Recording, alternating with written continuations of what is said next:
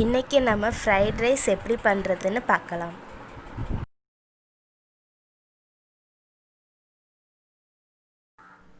Fried rice பண்ண தேவையான பொருட்கள் என்னென்னு பார்க்கலாம்.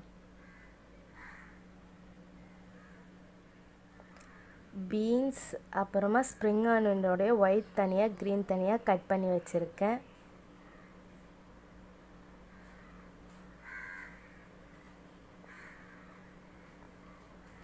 கேரட், கேப்சிகம், அப்புறம் வெங்காயம் எல்லாம் குட்டி குட்டியாக கட் பண்ணி வச்சுருக்கேன்.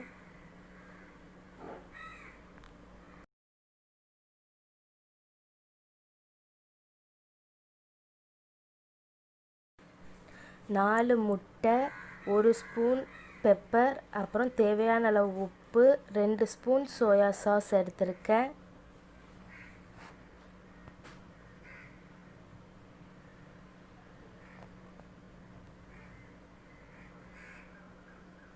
ரெண்டு ஸ்பூன் ஜிஞ்சர் கார்லிக் பேஸ்ட்,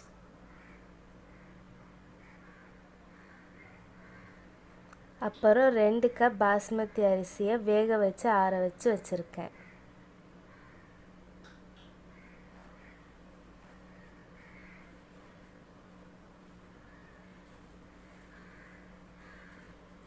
இப்போது ஃப்ரைட் ரைஸ் எப்படி செய்கிறதுன்னு பார்க்கலாம். ஒரு பாத்திரத்தில் எண்ணெய் ஊற்றி நல்லா சூடு பண்ணிக்கோங்க. அது சூடானதும் 2 ஸ்பூன் ஜிஞ்சர் கார்லிக் பேஸ்ட் போட்டு நல்லா வதக்குங்க.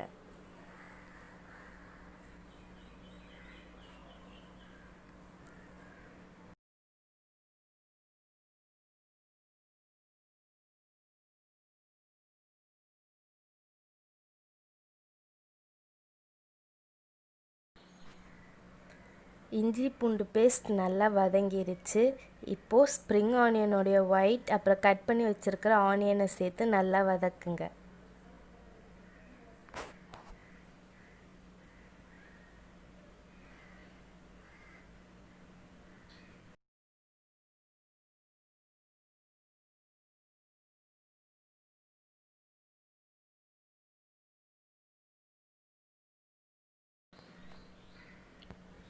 இப்போது தேவையான அளவு உப்பு போட்டு நல்லா மிக்ஸ் பண்ணிக்கோங்க.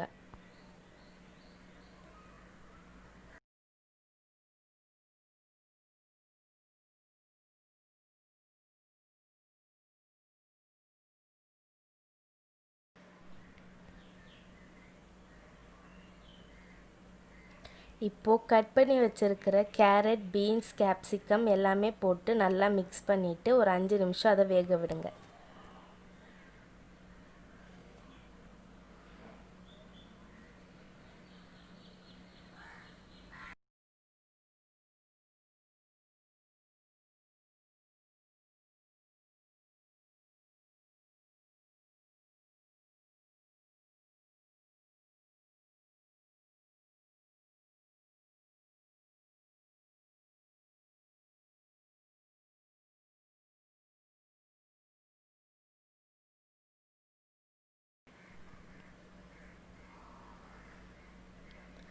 வெஜிடபிள்லாம் நல்லா வெந்துருச்சு. இப்போது 2 ஸ்பூன் சோயா சாஸ் சேர்த்து நல்லா மிக்ஸ் பண்ணுங்கள்.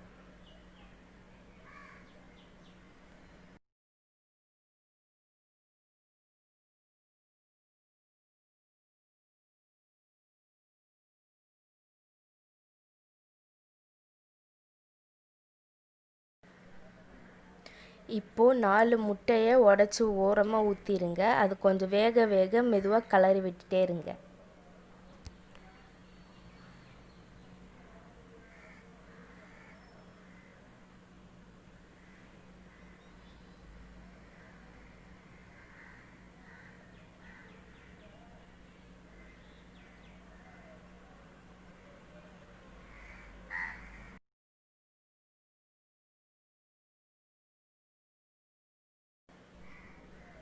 நல்ல பொரியல் பதத்துக்கு முட்டை வந்ததுக்கு அப்புறமா அதை வெஜிடபிளோட மிக்ஸ் பண்ணிடுங்க.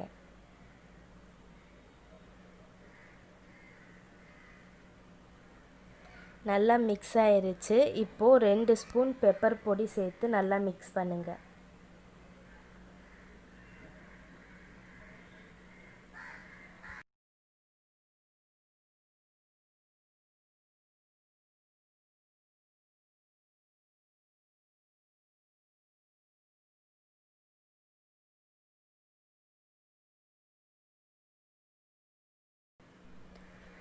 நல்லா மிக்ஸ் ஆயிருச்சு. இப்போது வேக வச்சிருக்கிற அரிசியை கொஞ்சம் கொஞ்சமாக சேர்த்து நல்லா கலரி விட்டுட்டே இருங்க.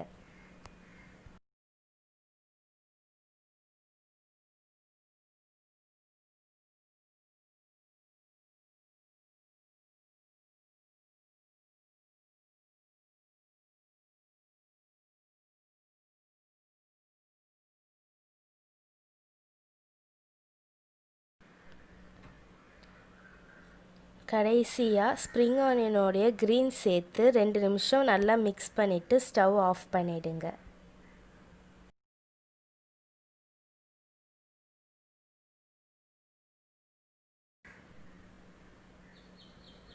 அவ்வளோதாங்க, டேஸ்டியான ஃப்ரைட் ரைஸ் ரெடி ஆயிடுச்சு.